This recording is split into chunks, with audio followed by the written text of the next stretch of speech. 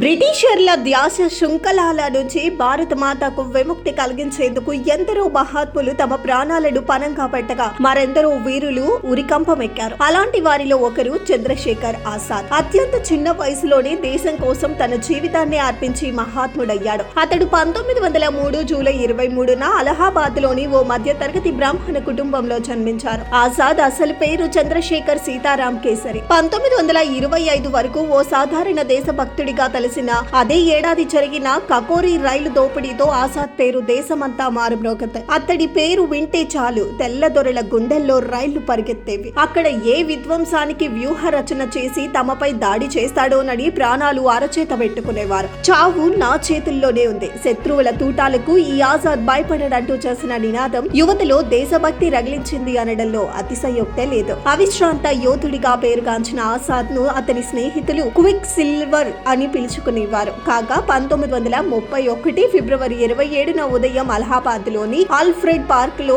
సుఖదేవ్ తో సమావేశమైనట్లు సమాచారం అందుకున్న పోలీసులు ఆజాద్ పై హఠాత్తుగా దాడి చేశారు. వారి నుంచి తప్పించుకోవడానికి ప్రయత్నించిన ఆజాద్ పై పోలీసులు కాల్పులు జరపడంతో భయపడకుండా వారిని ఎదురించాడు. ఈ క్రమంలో సుఖదేవ్ అక్కడ నుంచి తప్పించుకునే వరకు వారితో పోరాడిన ఆజాద్ తన రివాల్వర్ తో తానే ప్రాణార్పణ చేసుకున్నాడు. దేశం కోసం తృణప్రాయంగా ప్రాణాలు అర్పించిన ఆ మహానీయుడి వర్ధంతిని పురస్కరించుకొని మా విశ్వభారతి ద్వారా ఇవే మా ఘన నివాళులు. జై భారత్, వందే విశ్వ భారత్.